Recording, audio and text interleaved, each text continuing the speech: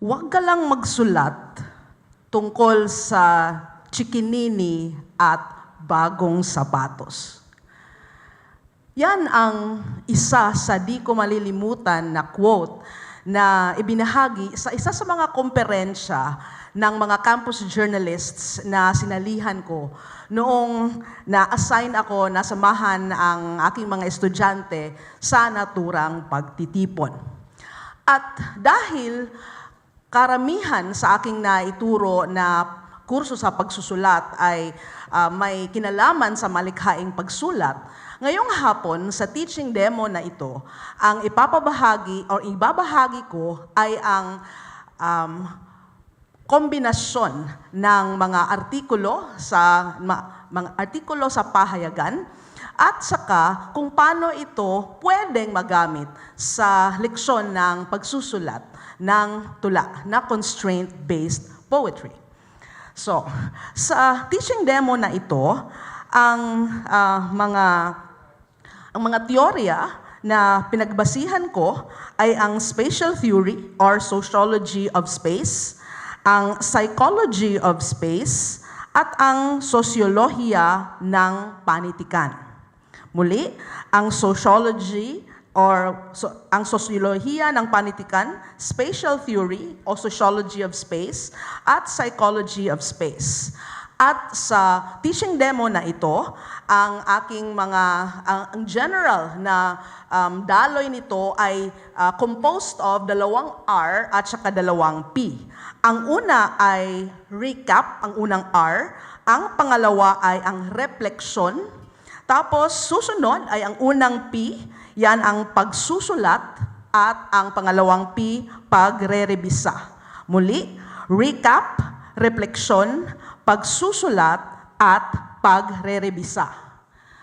Ang konteksto ng teaching demo na ito, ang paksang patuloy na tatalakayin ay ang tula na ginagamitan ng mahigpit na panuntunan o constraint-based poetry, at ang writing prompt na gagamitin ay ang mga issues sa kapaligiran. Iuugnay ang pagbibigay tuon ng sukat at imahen sa gagawing tula sa pagbibigay ng atensyon sa mga realidad sa kapaligiran. Ihahabi sa pagtalakay ang konkretisasyon ng kahulugan ng ecolinguistics. Sa isusulat na tula, kailangang masalamin ang mga issue na natalakay sa klase. Ang mga mag-aaral ay mga estudyante sa kolehiyo. Actually, pwede rin siya sa senior high, depende na lang sa pagpapadaloy nito. Ngayon, susunod, sa ganang R nga, unang R ay refleksyon, so magsisimula sa ang leksyon or ang session sa bersong ito. Lawak may maliwanag, problema may dihayag, subukan mong lumanghap, problema'y mahahanap. At dahil nga dyan, ang ipapakita dahil sa ibang mga leksyon ng pagsusulat, dito tayo a-anchor agad sa karanasan. Ano ba ang manaranasan mo? Ano ba mga pangarap mo? Saan ka ba nakatira? So, aside from those, ito naman, na exercise na ito ay balita naman ang babahagi o gagawing prompt.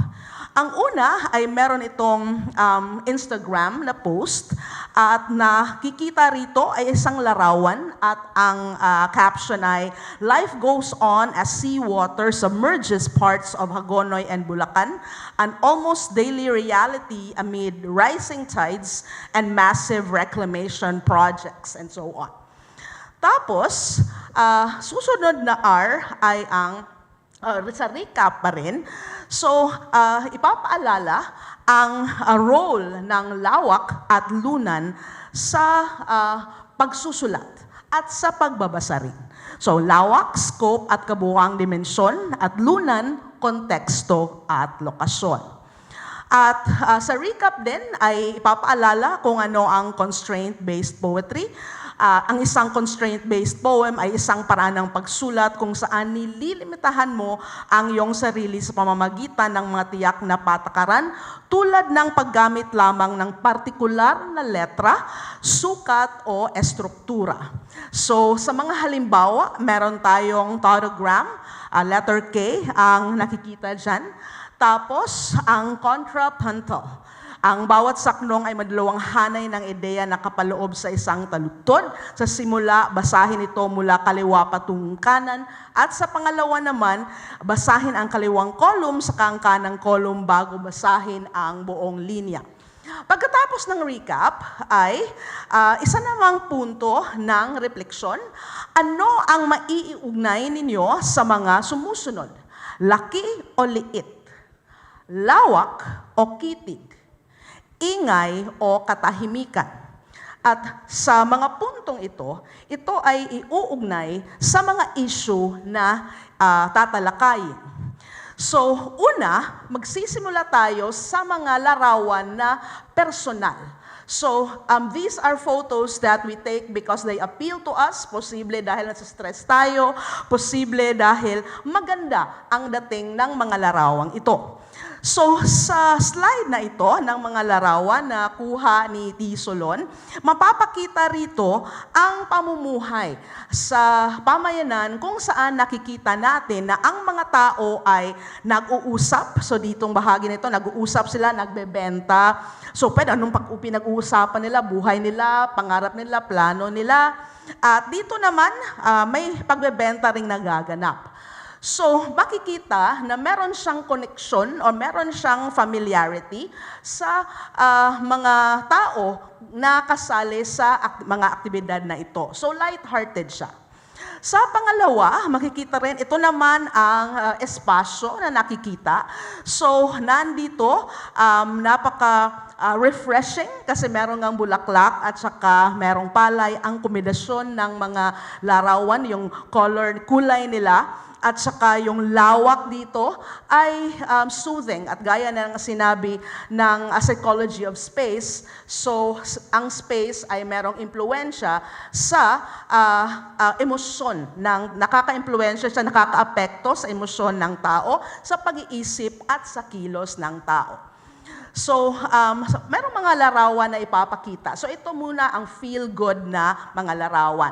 Pagkatapos, sa kultura din natin, nakikita, kasi ang setting nito ay Cebu, so ito ay napapakita ng mga eksena sa sinulog or leading to the sinulog celebration.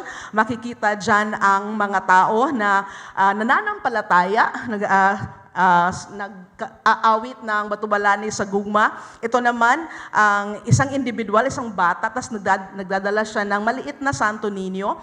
So, makikita rito ang pagiging community ng mga tao. Okay. So, susunod ay ito naman, ang lawak, ito na syudad feels ito. Okay. So, pagkatapos ng pagpapakita niyan ay analysis, anong nararamdaman nila, bakit ganun. So, dadako tayo sa space, sa color, sa line, sa lighting. Pagkatapos niyan, muli ay papakita kung ano ang kaugnayan ng mga sumusunod. Pagkatapos ng mga feel-good na mga larawan at pagtalakay ng paano nasasalamin ang kultura ng kulturang Cebuano, kung sa Cebu ang setting ng leksyon, gagawa or dadako na sa meron siyang bigat na mga larawan. Gaya ng at pagpapaalala na gaya ng pagbibigay ng tuon sa espasyong iyong ginagalawan sa pamamagitan ng angkop na pakikilahok at pagbibigay galang sa paligid, bigyan din ng tuon ang sukat ng iyong tula at mga imahe na gagamitin mo rito. So intertwined siya ang attention sa environmental issues at sa sukat nga ng tulang isusulat. Gaya nga ng, kaya nga kasi in line with the constraint-based poem na leksyon. Tapos, i-introduce ang constraint-based poem for the day, ang tanaga. So, isa itong Pilipino na forma. Ang tanaga ay isang tradisyonal na uri ng maikling tulang Tagalog na binubuo ng 4 na linya. Nagtataglay ng malalim na kahulugan at karaniwang naglalaman ng aral, pilosopiya o patalinghaga. So, may reflection sa unahan dahil isa sa mga constraint-based poem na ibabahagi ang tanaga nga na nagtataglay ng malalim na kahulugan. Tapos, dagdag na mga impormasyon kung ano ang tanaga. Ngayon, pagkatapos niyan ay mga halimbawa ng tanaga at isang ang analysis ng halimbawa ng accountability, ng reflection at ng connection. Pagkatapos niyan ay isang unfreezer na isang familiar na kanta. Masdan mo ang kapaligiran, so meron siyang fill in the blanks. Tapos, yun ang sagot ay bibigay. Fill in the blanks uli, mula masdan mo ang kapaligiran, tapos sagot. Isa pa, isa pang stanza, tapos sagot. At ito naman ay mula sa kanta ni Joey Ayala, Karaniwang Tao. So makikita rito ang role ng bawat isa sa pangangalaga ng kapaligiran. Kung susuriin kung anong mga tema meron ang mga saknong.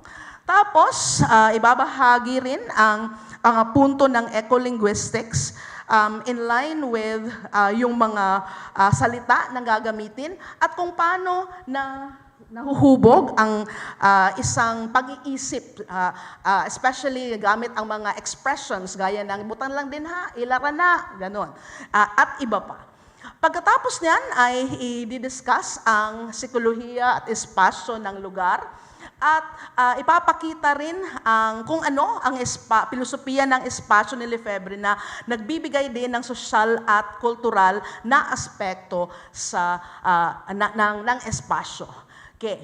So, ipapaliwanag din ang mga pangunahing konsepto ng psychology of space. At dyan ipapakita kung ano ang difference, kung ano ang kaibahan ng mga feel-good na mga larawan sa nagsasalamin ng mga challenges na o realidad sa kapaligiran na ito. So, ipapakita ang data. Tapos, magpapakita ng mga balita. Dahil sa bungayong setting, so ito, isang halimbawa sa Bulag, 77% of Region 7's hazardous waste. Treatment in 2025, tapos yung mga certain texts na ay iha-highlight sa diskusyon. Pagkatapos, ito rin ang karagdagang text, tapos isa pang balita, the climate risk beneath Cebu's garbage. So napakaseryoso ng mga tinatalakay sa mga balitang ito at tatalakayin din ang composition, hindi lang ng laman ng balita, kundi ang composition ng larawan. At paano nakaka-communicate pa ang larawan ng challenge o realidad sa kapaligiran. So ito. Tapos, sa formative assessment, hindi ito ang final na tula, pero exercise lang in preparation sa isusulat na tula. So, halimbawa, pasusulatin ng 2 linya. Halimbawa, basurang kinolekta kasi nga tanaga ngayon, di ba? So, basurang kinolekta, 7 syllables yan. So, isang halimbawa yan, basurang kinolekta, ibabaon sa lupa. Pwede rin na mag-chain ito, tapos maring ipagpatuloy yung hamon, pinagbaunang lupa, abangan, gaganti siya. Yan. Tapos, sumulat ng 2 taludtod na may 7 pantig bawat isa. Ito naman gagamitin ang binigay na salita, kalat. So, halimbawa, sa maramihang kalat, ang buhay ay sasalat. Tapos, didiskusyonan din kasi may sharing pagkatapos. Then, isa pang halimbawa, so tapon. Yan, so kung kayang magkaroon, ikaw ba'y magtatapon? So, magtatalakay dito ang throwaway mentality. At isa pa, ang double acrostic. So, to make it fast, so ito ay isang halimbawa, yung kung anong double acrostic, notice na mandirigma yung first line letters ng sa left, at saka mandirigma rin ang last letters sa right. At dito, tinatalakay ang challenges at effects ng mga nagagawa sa paligid. So, ano ang double acrostic? So, yun nga yung na forma na mga salita sa left at right na letters. So, yan. At pagkatapos, ang panghuli, pumili ng isa sa mga constraint na tinalakay sa klase, sumulat ng borador ng iyong tula at pipili ang mga mag-aaral ng isa sa mga tatlong yan. At pagkatapos niyan ay sa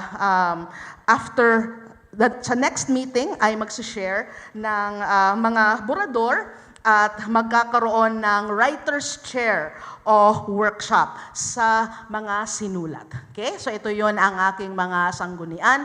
At mababalik tayo sa